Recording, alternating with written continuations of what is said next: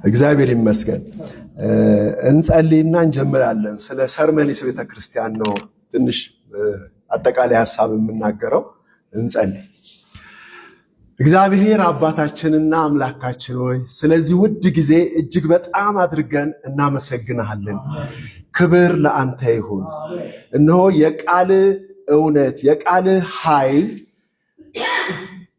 እንደ መንፈስ ሐሳብ ወደ ህይወታችን ወደ እያንዳንዳችን ህይወት ይደርስ ዘንድ የምሕረትና የቸርነት የጸጋህ ባለጸግነት በእያንዳንዳችን ህይወት ውስጥ ይገለጥ።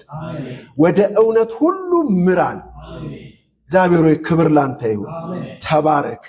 በኢየሱስ ክርስቶስ ስም አሜን።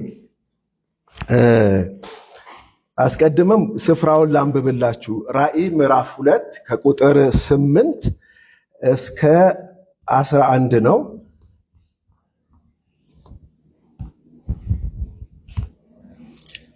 እንደዚህ ይላል።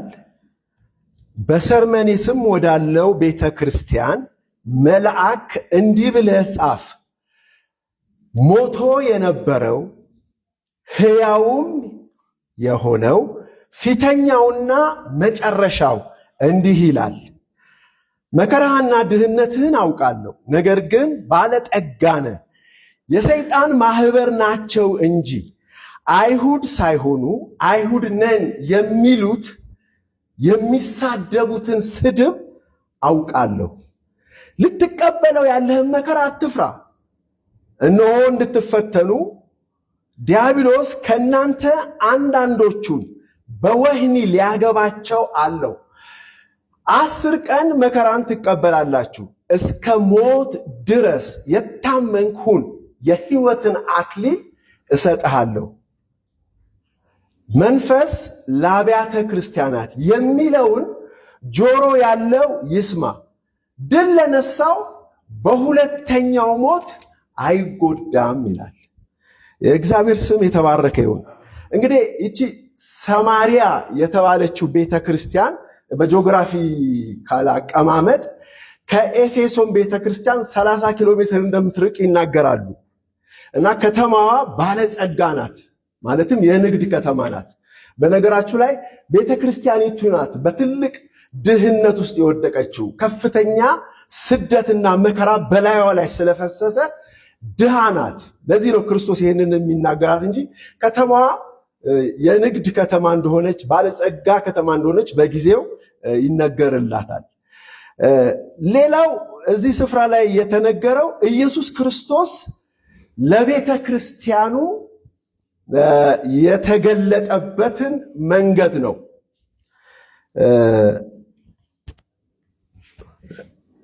አንድ ጊዜ ይቅርታ።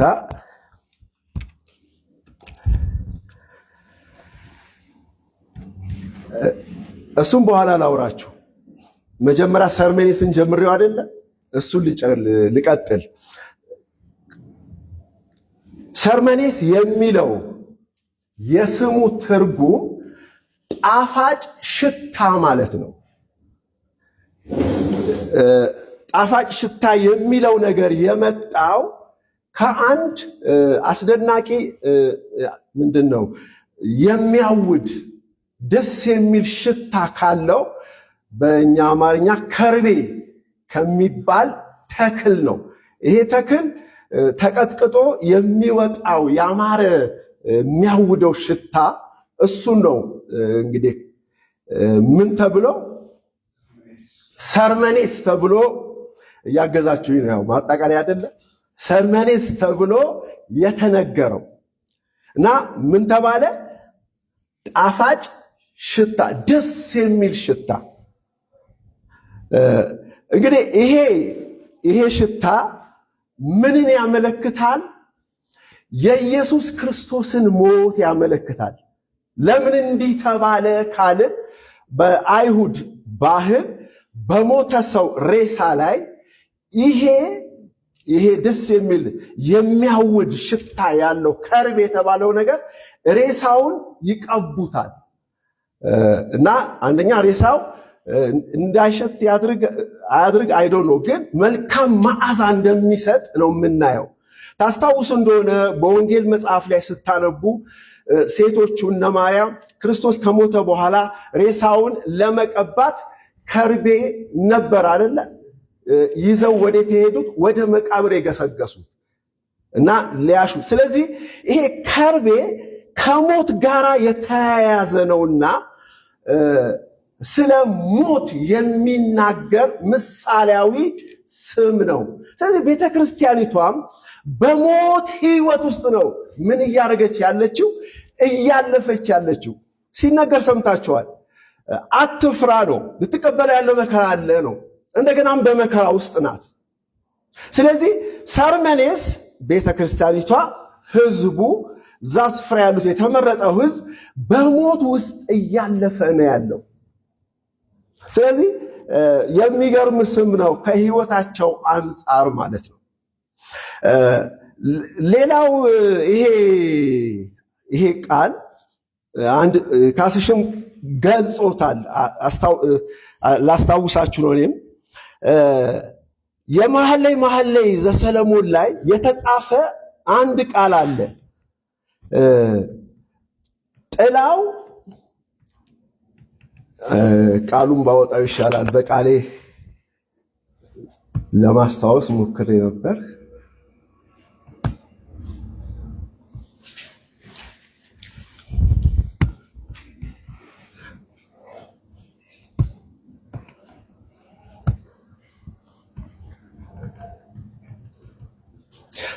ምዕራፍ 4 ነው። እሺ መኃልየ ቁጥር 6 ነው። ምን ይላል መሰላችሁ?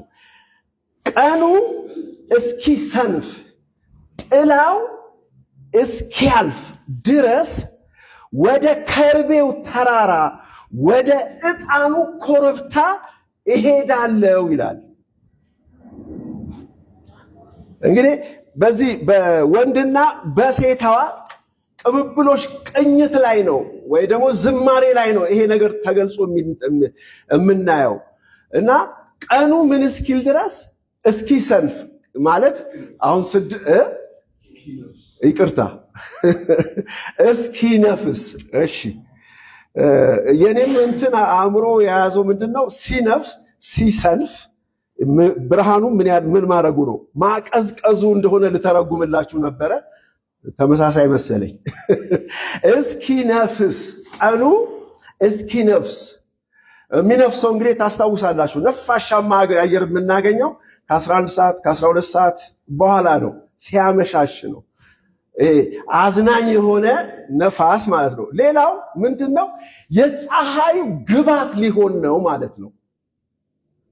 እሱ እስኪሆን ድረስ ፀሐዩ ምን እስኪል እስኪ ጥላው ደግሞ ምን እስኪሆን እስኪያልፍ ድረስ ወደ ከርቤው ተራራ እንውጣ ይላል። እና ይሄ ነገር ከርቤው ተራራ የተባለው ነገር መሸሸጊያ ነው። ቀኑ ምን እስኪል ድረስ እስኪነፍስ፣ እንደገና ጥላው ምን እስኪል እስኪገፈፍ። ቀጥታ የምንሄደው የዚህ ዓለም ጫና፣ የዚህ ዓለም መከራ፣ የዚህ ዓለም ውጣ ውረድን የምንሸሸግበትን ስፍራ ነው የሚያሳየን። እሱም ምንድነው? ሞት ብቻ ነው። በዚህ ዓለም ያለውን የትኛውም ወከባ፣ ወደ ህይወታችን የሚመጡ የትኛውም ጫናዎችን ምን የምንለው የምንመክተው፣ የምናሸንፈው፣ የምንዘለለው፣ በሌላ ቋንቋ የምንደበቅበት፣ የምናልፍበት ማለት ነው። ይሄ ሁሉ ምን እስኪል እስኪወገድ ድረስ። እንግዲህ ይሄ የተነገረው ቦታ የቀንና የጨለማን ተለዋዋጭነት ያለበትን ግዛት ነው የሚያሳየን፣ ሰፈር ነው የሚያሳየን። ይሄ የቀንና የማታ የጊዜ ውስንነት፣ ጊዜያዊ ነገሮች ሁሉ ምን እስኪሉ ድረስ እስኪሸሹ ድረስ በሞት ህይወት ውስጥ ምን እናደርጋለን? እንሄዳለን ነው።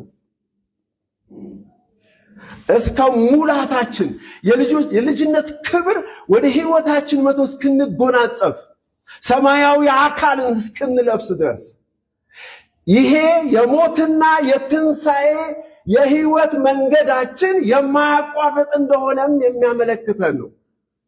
እስከዛ ድረስ ብሎ ይናገራል። ስለዚህ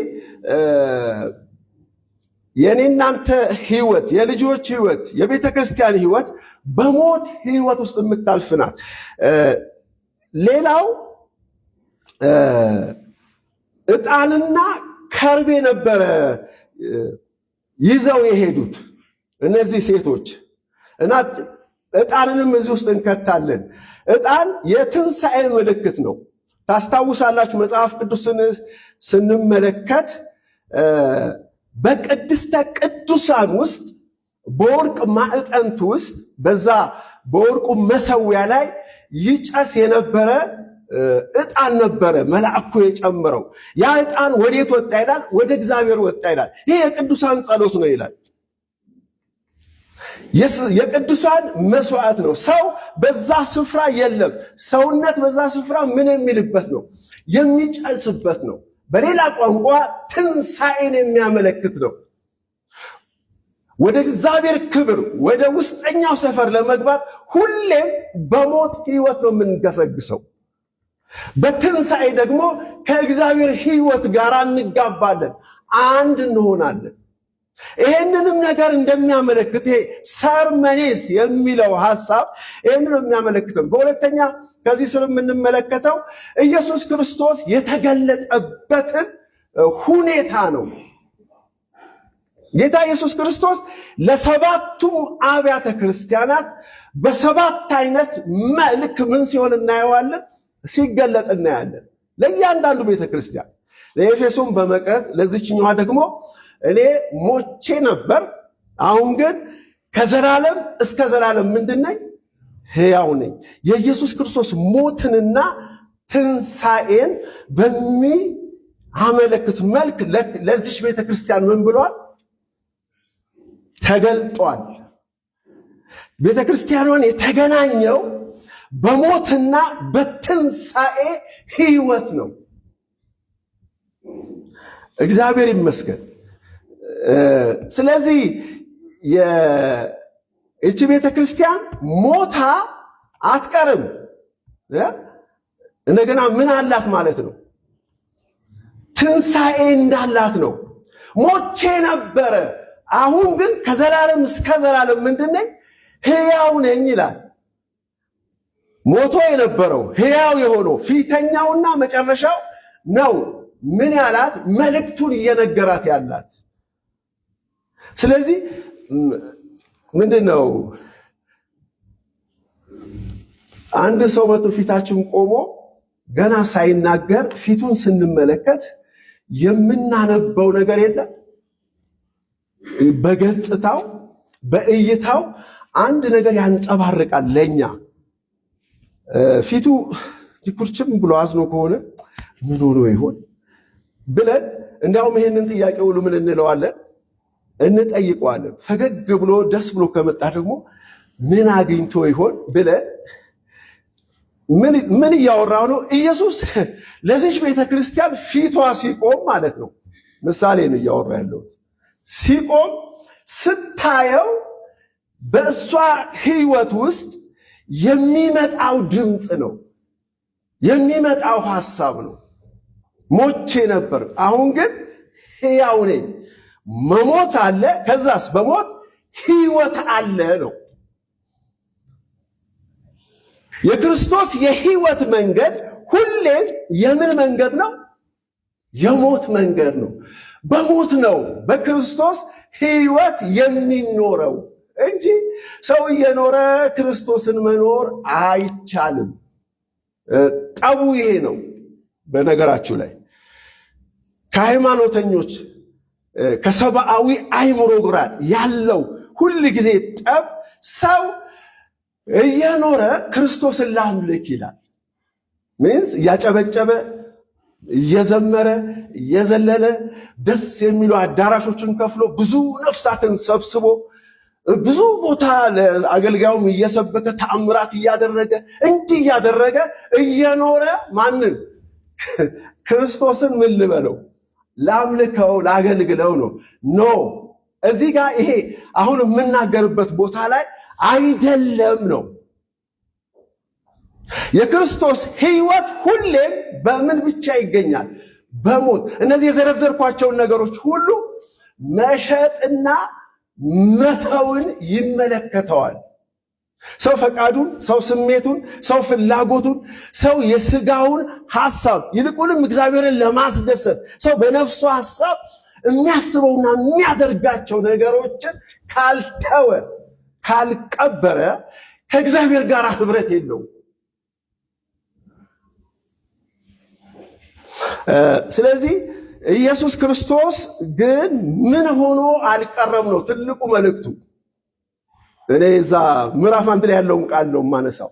ሞቼ ነበር ነው ያለው። አሁን ግን ከዘላለም እስከ ዘላለም ያው ነኝ ነው ማለት። ሞቼ ምን አላልኩም? አልቀረውም፣ ሕያው ሆኛለሁ ነው።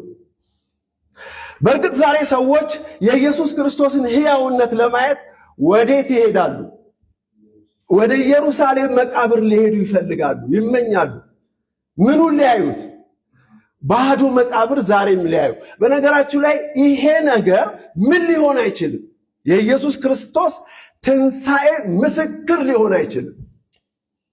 ምስክር ላይሆን የሚችለው ምንድነው መሰላችሁ? በዛኑ ሰዓት በጊዜ የነበሩት ባለስልጣናት የኢየሱስ ክርስቶስን ሞትና ትንሣኤ እንዳይነገር በጊዜው ለነበሩት ምንድነው ጠባቂዎች ብዙ ብር በመክፈል የለም ደቀ መዛሙርት ምን አድርገውት ነው? ሰርቀውት ወስደውታል የሚል ወሬ አናፍሰዋል። ስለዚህ ክርስቶስ ሞቶ ምን አላለ? አልተነሳም። በምን አይረጋገጥም? በባዶ መቃብር ውጫዊ በሆነ በዚህ ዓለም ስርዓት የጌታ የኢየሱስ ክርስቶስ ሞትና ትንሣኤ ሕይወቱን ምስክር ማግኘት አይቻልም። ሞቱ ብቻ አይደለም፣ ሌሎችንም ነገር ቢሆን በፍጹም በውጫዊ ነገር መለኮታዊ ነገር መመርመርና ማግኘት ማስረጃ መስጠት የማይሆን ነገር ነው። ስለዚህ ይሄ እውነታ ምስክርነቱ ሕያውነቱ በእያንዳንዱ አማኝ ሕይወት ውስጥ ያለው ክስተት ነው። ያም ከኢየሱስ ክርስቶስ ጋር ምን በመሆን በመሞትና በመነሳት የሚገኘው የትንሣኤን ሕይወት እያንዳንዱ ሰው በራሱ ምን ማድረግ አለበት? ማረጋገጥ አለበት። ያ ነው ማስረጃው። የእግዚአብሔር ልጅነት ነው ምኑ ማስረጃው እንጂ ውጫዊ ነገሮች ጠንካራ ማስረጃ ሊሆኑ አይችሉም። ሊወራ ይችላል፣ መቃብር እኮ ሊሆን ይችላል፣ ግን አይደለም። ለማን ነው ስለ አልዓዛር ሞት ማርታ ለኢየሱስ ስትነግረው ወንድምሽ ምን ይሆናል ነው ያላት? ይነሳል። አዎ ወደፊት አለችው። አይደለም ትንሣኤና ሕይወት እኔ ነኝ፣ የሚያምንብኝ ቢሞት እንኳን በሕይወት ይኖራል ነው ያለው። እንግዲህ ትክክለኛው ትንሣኤ መቼ ነው? ይመጣል ሳይሆን አሁን ነው። አሁን ነው ሰው በክርስቶስ ያለውን ትንሣኤ ዕለት በዕለት በሕይወቱ እየተለማመደ መኖር ያለበት። ስለዚህ ትንሣኤ መቼ ነው?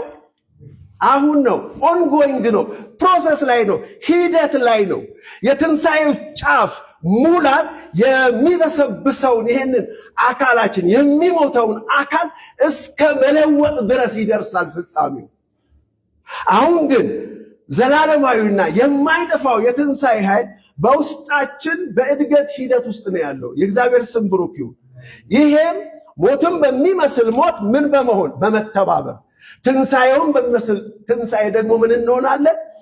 እንተባበራለን። እንግዲህ የኢየሱስ ክርስቶስ የትንሣኤው መልእክት ይሄ ነው። ከዛ ቀጥሎ ቁጥር 9 ላይ የሚለው ምንድነው? መከራህንና ድህነትህን ምን አረጋለሁ ነው ያለው? አውቃለሁ። ነገር ግን ምንድነህ? ባለጠጋ ነህ ነው። እቺን ሐሳብ ላውራ። መከራህንና ምንህን ድህነትህን ምን አረገዋለሁ? እማላቅ እንዳይመስልህ አውቃለሁ። ነገር ግን ምንድነህ? ባለጠጋ ነህ። መከራህም ቢሆን ምን እያረከው ነው? ድል እየነሳኸው ነው። እና ይሄ ነገር ሰዎች ስለ ውጫዊ ብልጽግና የሚያወራ የመሰላቸው ብዙ ስብከቶችን ሊሰብኩበት ይዳዳቸዋል። እየዳዳቸውም ነው፣ እየተናገሩት ነው። ይሄ ክርስቶስ በቆሮንቶስ ላይ ነው አይደለ? ጳውሎስ ለነዛ በጣም እጅግ አብልጠው ለሚሰጡት ሰጪ ለሆኑት በመስጠት የገነዙ ሰዎች ሲመሰክርላቸው ምን አለ? ክርስቶስ ስለናንተ ብልጽግና እርሱ ምን ሆነ? ድሃ ሆነ። በእርሱ ድህነት እናንተ ምን ሆናችሁ? ባለጸጋ ሆናችኋል ሲል እውነት ይሄ የሚበላውና የሚጠጣው በውጪ ዛሬ የምንይዘው እንቀሳቀስበት የዚህን ሀብት የዚህን ዓለም ሀብት በተመለከተ ነው እሱ ስለኛ ምን የሆነው? ድሃ የሆነው?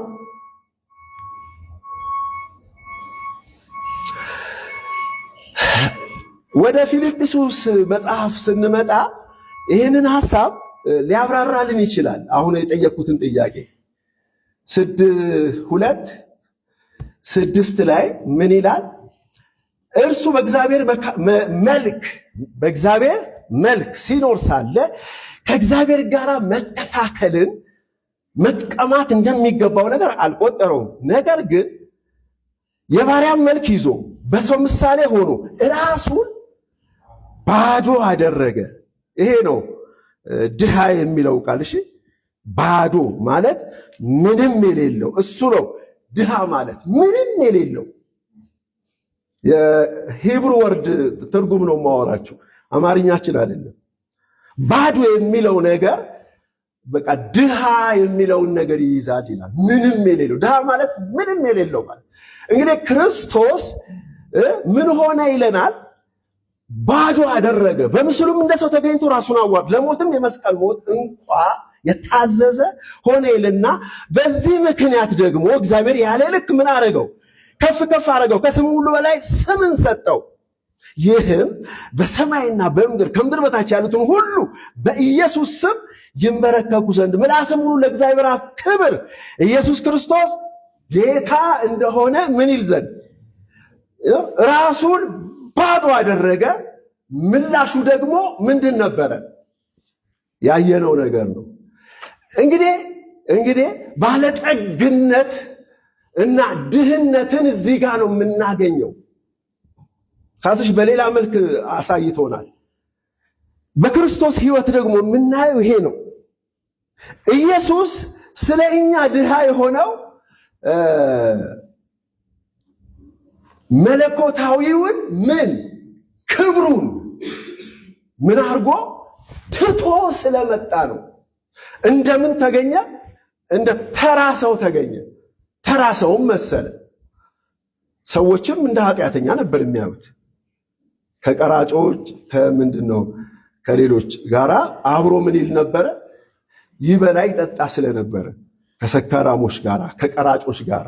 ስለዚህ እንደ ርኩስ ነገር ይታይም ነበር። የዚህን ያህል ምን ሆነ? በሰው አእምሮ ወረደ፣ ባዶ ሆነ። ያ ብቻ አይደለም። ስለ ሰው ሁሉ ብልጽግና ክርስቶስ በመስቀል ላይ ምን ሆነ? ተሰዋ፣ ሞተ። ሰውን ሁሉ ወደ እግዚአብሔር ክብር ወደ እግዚአብሔር ብልጽግና ለመንጠቅ እርሱ ራሱ ምን አደረገ? ባዶ ብቻ እኮ አይደለም። አሁን እዚህ ጋር ምን ራሱን ሲያጣ ነው የምናየው። ብዙዎች በእግዚአብሔር ዘንድ ምን ይሉ ዘንድ ይገኙ ዘንድ የእግዚአብሔር ስም ብሩክ ይሁን። ስለዚህ ወደ ልውረድ። አሁን ወደ ዮሐንስ ምዕራፍ 17 አንድ የሆነ ውስጤ ሲመላለስ ለነበረ ነገር መልስ ስለሰጠኝ ነው በዛው ማካፈላችሁና እዚህ ጋር ምን ይላል መሰለ? ቁጥር 5 ላይ ዮሐንስ ወንጌል ምዕራፍ 17 ቁጥር 5 አሁን አባት ሆይ ዓለም ሳይፈጠር በአንተ ዘንድ በነበረኝ ክብር አንተ በራስህ ዘንድ አክብረኝ ይላል። ወደ ታች ይወርድና ደግሞ ምን ይላል? ወደ ቁጥር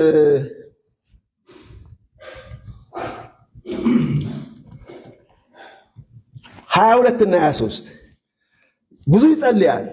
እዚህ ጋር ሲደርስ እኛም ይላል አንድ እንደሆንን አንድ ይሆኑ ዘንድ እኔም በእነርሱ አንተም በእኔ ስትሆን በአንድ ፍጹማን እንዲሆኑ የሰጠኸኝን ክብር ሰጥቻቸዋለሁ ይላል እና ይቀጥላል። ከዛ ዓለም እንደማያውቀን እዚህ ጋር ነው ሐሳቤ ያለው። የትኛውን ክብር? አስቀድሞ የነበረበትን ክብር እሱን ለቆ ሲመጣ ከአብ ጋር ለመተካከል መቀማትን እንዳልቆጠረው ይናገራል።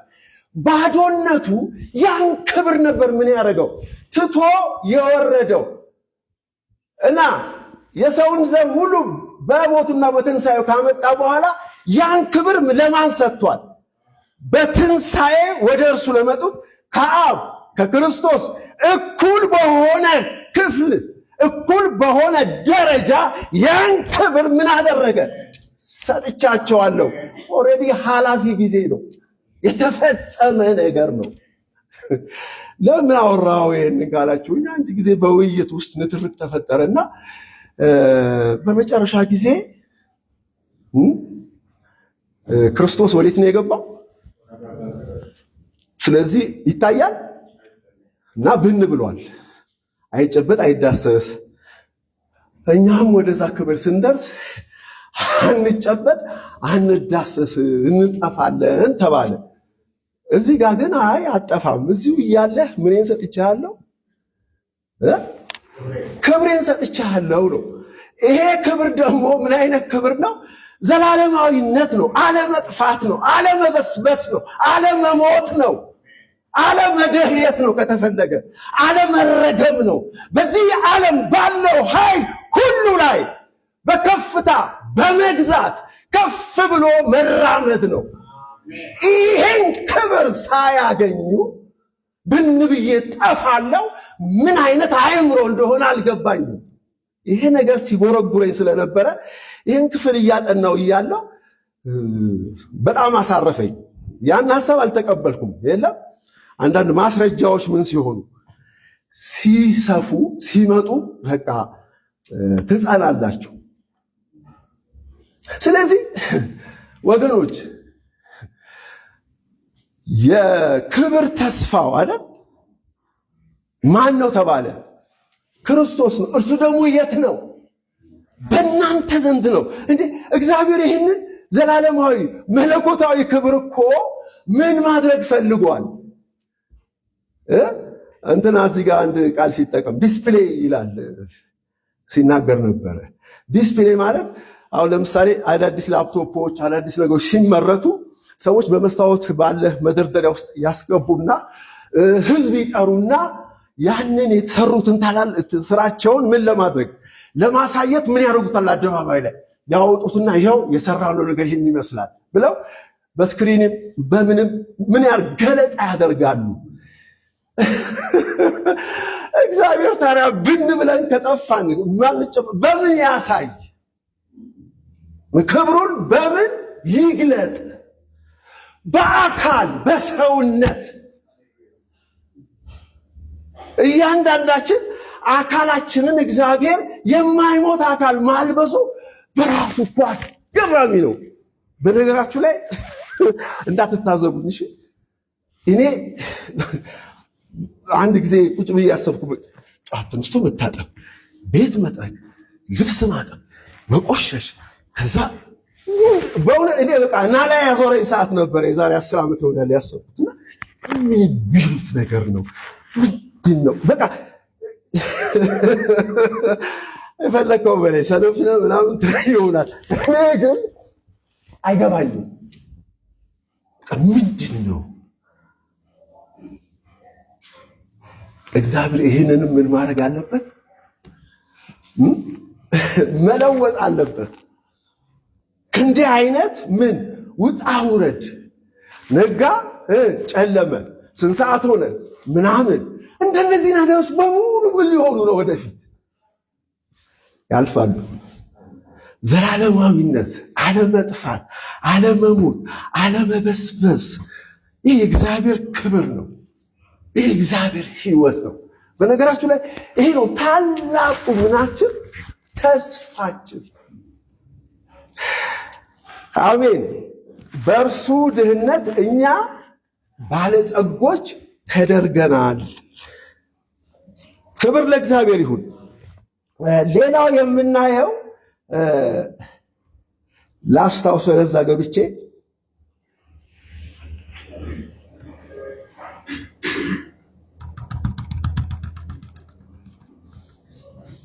ቀጥሎ ምንድነው? ስለ ሰይጣን ነው። ስለ ሰይጣን ማህበር ነው የሚያወራው።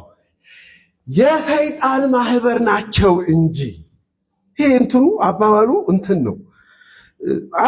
አንተ በመከራና በድህነት እንዳለህ ምን አደርጋለሁ አውቃለሁ። ደግሞ ምንድነህ ማለት ግን ይልና ዞር ብሎ ስዕል ነው እየሳልካለሁ። የሰይጣን ማህበር ናቸው እንጂ አይሁድ ሳይሆኑ አይሁድ ነን የሚሉትን የሚሳደቡትን ስድብ ግን ምን አድርጌያለሁ አለ አውቃለሁ። እና እኔ እንዲህ ነው እንትን አለው ውስጡ ቁጣ አለው። ሰው ያልሆነውን ነኝ ብሎ ራሱን በእግዚአብሔርና በእግዚአብሔር ፊት በሕዝብ ፊት ምን ሲያደርግ ሲያቀርብ ከዚህ ጽዩፍ ስድብ ውጪ ሌላ ስድብ የለም። እናትክን አባትክን ምናምን የሚባል ስድብ አለ አይደል? እሱ አይደለም እዚህ ጋር የተባለው። አይገርምም? የሰውን የእግዚአብሔርን አይደንቲቲ የእግዚአብሔርን ክብር ግን የኔ ነው ብሎ መስረቅ ሳይሆን ከሆንክ ችግር የለም። ሳይደረግ ነኝ ማለቱ ነው ከፍተኛው ምን ስድብ። ስለዚህ በብዙ ተነግሯል። እኔ ግን አንድ ነገር ነው ላወራ የምፈልገው እዚህ ጋር የሰይጣን ማህበር ናቸው እንጂ ይሄ የሰይጣን ማህበር የሚለው እንደዚህ አይነት ስብስብ ይመስላል፣ ሊሆንም ይችላል በሌላ መልኩ። ግን የሰይጣን ማህበር በአንድ ሰው አይምሮ ውስጥ አለ። በአንድ ሰው አይምሮ ውስጥ ሰባኪው ማሆኑ ሰባኪው ሰይጣን ሆኖ ሰውየው የሰይጣንን ስብከት እየሰማ በትልቅ ምን በደል መቁጠር ውስጥ ኩነኔ ውስጥ የሚመላለስ አለ። አንተ እንዲህ ነህ እየተባለ አንተ እንዲህ ነህ፣ እንዲህ ስላደረክ እንዲህ ነህ። ራሱን አንድ ጊዜ እንደ ከሳሽ፣ አንድ ጊዜ እንደ እግዚአብሔር ራሱ መልኩን ምን እያደረገ እየቀያየረ አንድን ሰው የሚያሰቃይ አስተማሪ። እሱ ደግሞ በስጋም ይገለጣል። ፑልፒቱም ያው ነው። በነገራችሁ ላይ እኔ የሰው ውስጥ ነው እያወራሁት፣ ግን ወደ ውጭ ሲወጣ ፑልፒቶቹ በሙሉ ተሳዳቢዎች ናቸው፣ የሰይጣን ማህበር ናቸው። እንዴት?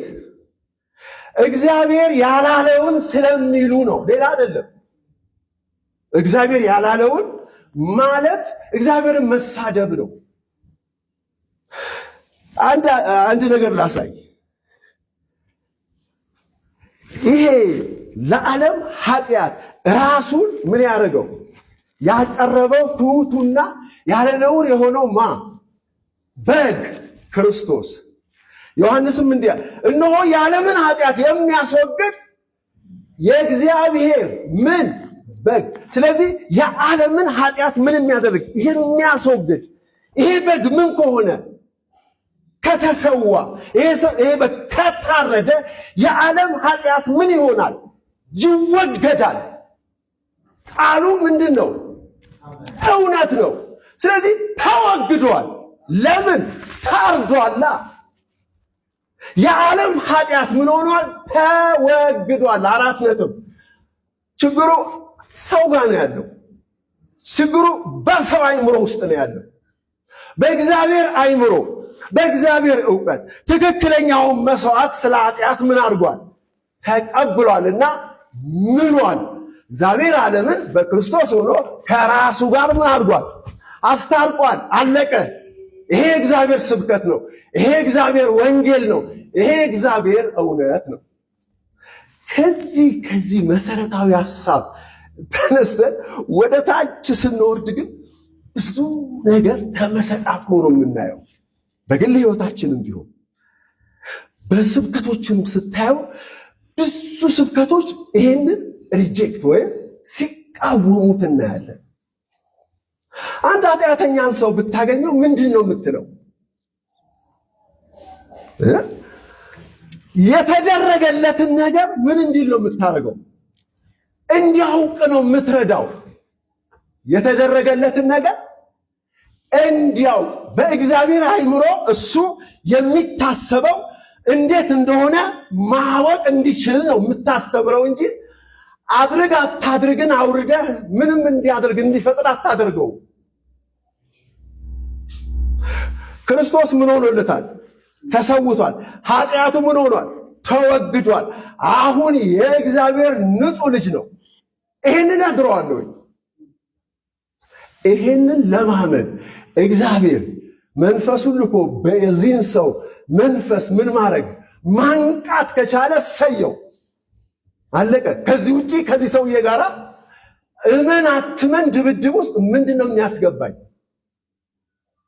ምክንያቱስ እንዴ መለኮታዊ የሆነ ሰማያዊ የሆነ ነገር ወደ አንድ ሰው ህይወት ውስጥ ለማምጣት እኮ የሰው ብርታት፣ የሰው ጥረት፣ የሰው ክርክር ፈጽሞ የማይገባ ጽዩፍ ነገር ነው።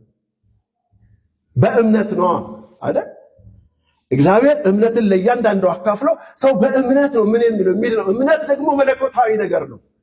የሰው ነፍስ፣ የሰው ስጋ፣ የሰው አይምሮ አይፈጥረውም። እግዚአብሔር ይመስገን።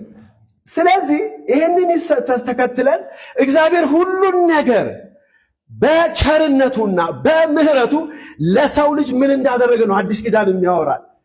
በቸር ስጦታው በብልጽግናው ሰውን ምን እንዳደረገ እንደባረከ እንደሰጠ ነው የምናየው። ይህን ስጦታ ነው ለሰዎች ምን የምናደርገው፣ የምናስተምረው፣ የምናሳየው። እንግዲህ ብዙ ስለምትረዱኝ እየዘለልኩ ነው የማልፈው።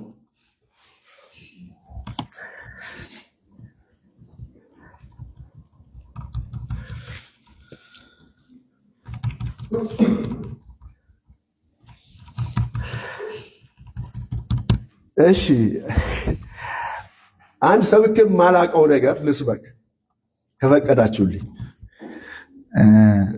እሱ ምንድነው? ሰብኬ አላቅም ብዙ። እኔ እዛ ቸርችም አለም ቢሆን እንዲህ አይነት ጭቅጭቅ ውስጥ አልገባም። አስራት ስጡ የሚለው ስብከት ማለት ነው።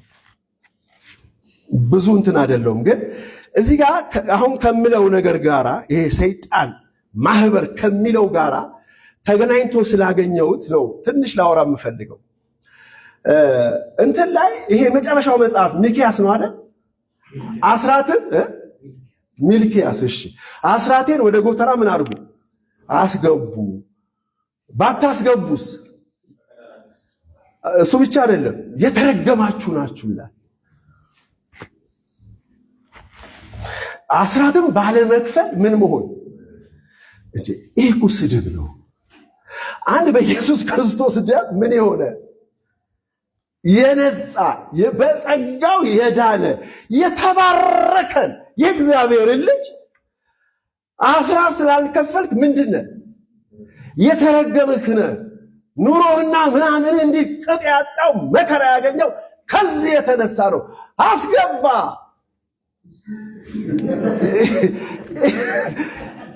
አዎ ያስቃል፣ ግን ለሰውየው ስቃይ ነው። እናንተ ያ ሊሰጥ ያልቻለው ሰው ያ ያጎደለው ሰው ግን ምን ውስጥ እንደሚገባ አታውቁም።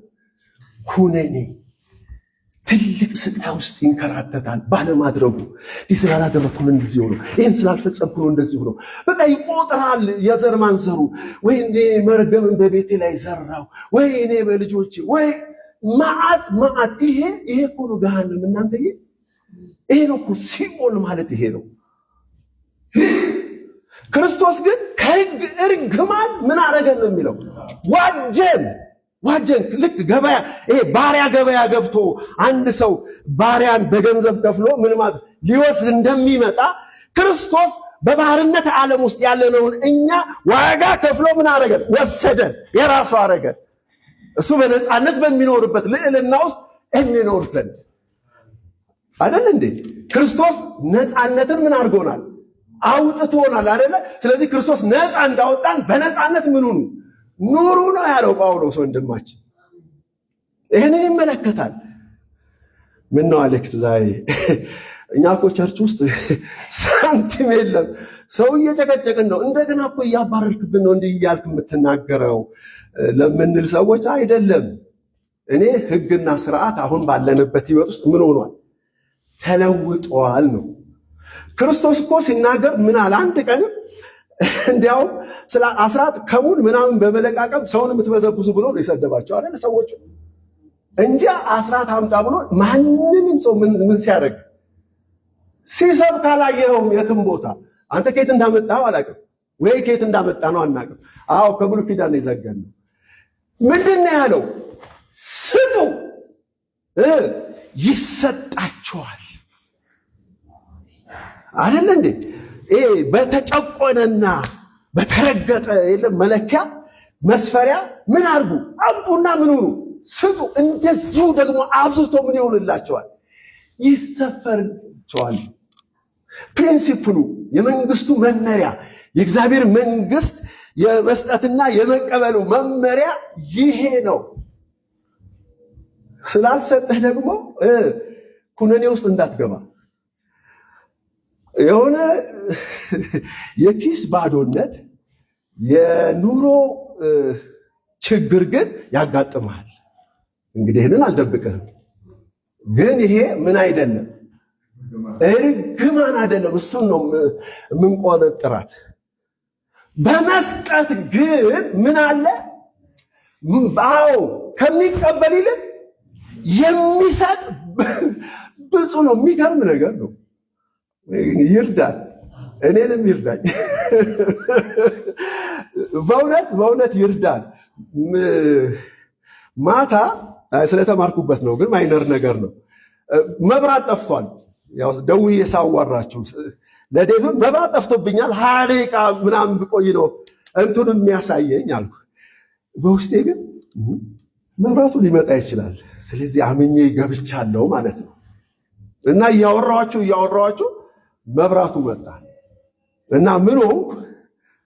ሐሳቤ ቀጠለ። ያው ከእናንተ ጋር ጨረስን።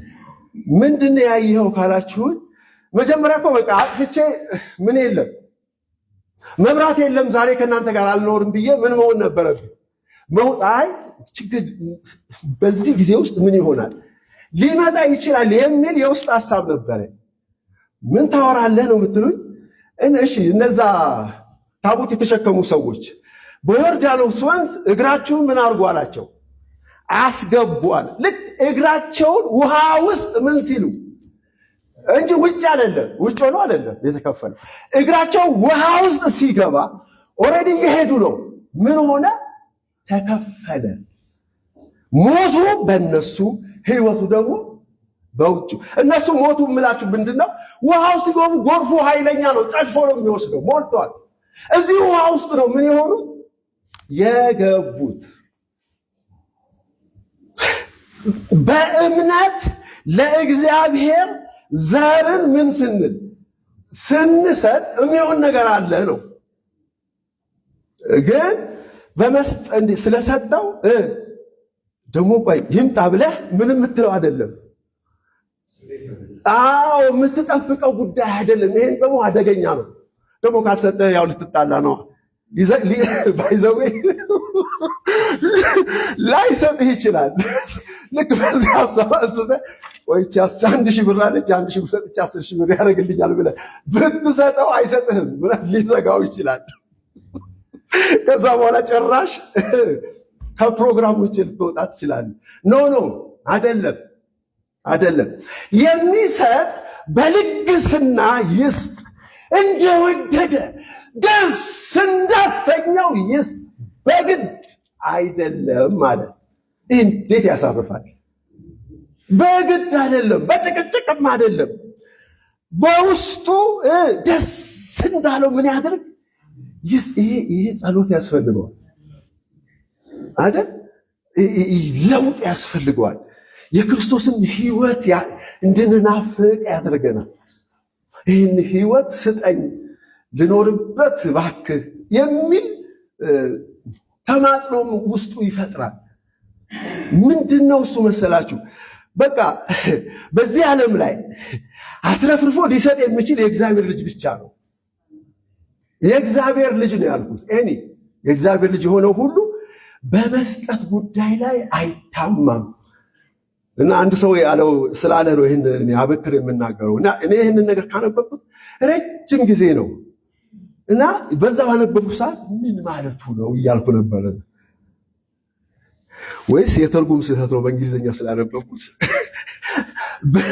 በዚህ ዓለም ላይ ሊሰጥ የሚችል ሰጪ የእግዚአብሔር ልጅ ብቻ ወይም የእግዚአብሔር ልጆች ብቻ ናቸው አለ።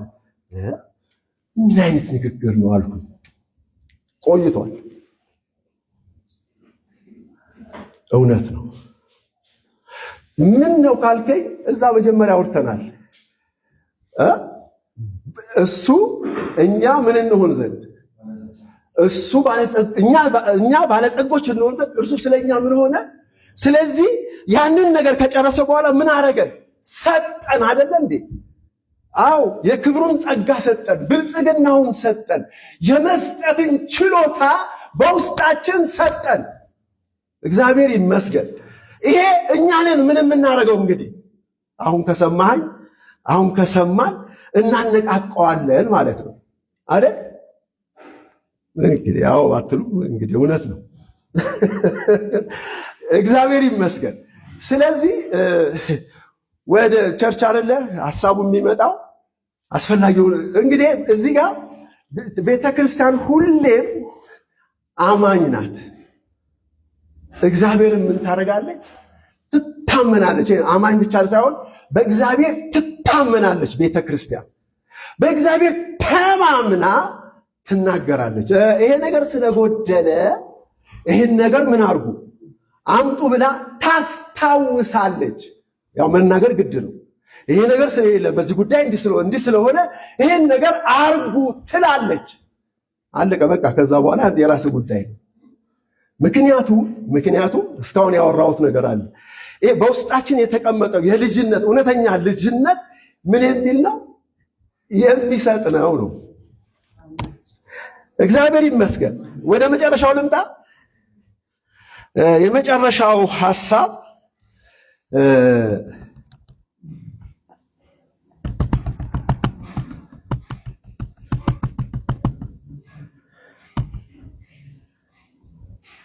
እነሆ እንድትፈተኑ ዲያብሎስ ከእናንተ አንዳንዶቹ በወህኒ ሊያገባችሁ አለው።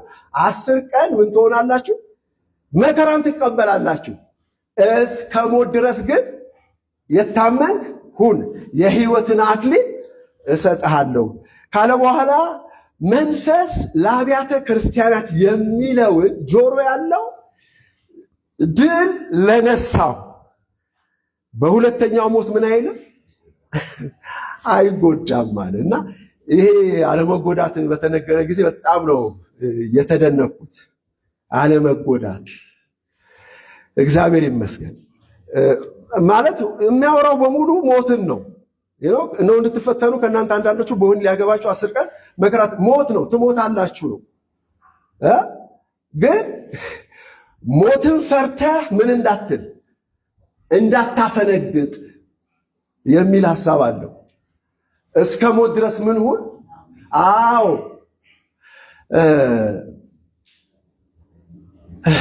ወንድሞቻችን ከሳሽ ምን ሆኗል አለ?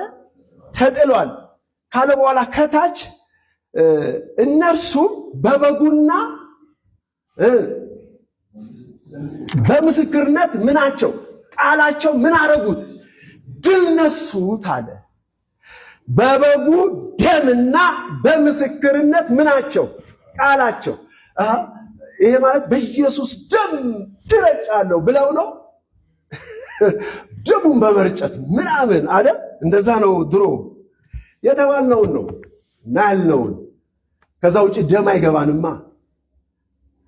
እዚህ ጋር ግን መስዋዕትን ነው የሚናገረው። በበጉ ደም የበጉን ደም ለማግኘት ከበጉ ጋር ምን መሆን አለ? መተባበር አለ፣ መጋባት አለ፣ አብሮነት አለ። እግዚአብሔር ይመስገን። ይሄ አንድ ነገር ሳይ ኢየሱስ ክርስቶስን ከሞት ያስነሳው ያ የእርሱ መንፈስ በእናንተ ውስጥ ምን ቢሆን ቢኖር ለሚሞተው ሰውነታቸው ሕይወትን ምን ያደርገዋል አለ? ይሰጠዋል አለ።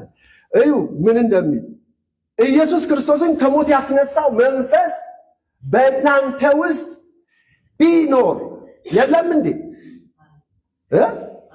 ታዲያ ለምንድን ነው ቢኖር ያለው? ኢፍ ያለው የለም እንዴ ስንል አለ። ታዲያ ለምን አለ? ምን ይላል? አንዱ የዚህን ቃል ትርጉም ሲናገር እንደ ጋብቻ ቢኖር ይላል። አምፕሊፋይ ባይብል ይሁን የሆነ ባይብል ተብሎ ነው እንደዚህ በቀደም ተቀም እንደ ጋብቻ ቢኖር አንድ ሴት ከአንድ ወንድ ምን ብላ ስትጋባ የለም ውህደት፣ አብሮነት፣ አብሮ መኖርን ነው የሚያሳየው። ቢኖር ዕለት ዕለት ምን ብንል ብንሞት ዕለት ዕለት ምን እንሆናለን? እንነሳለን። ስንሞት እንነሳለን።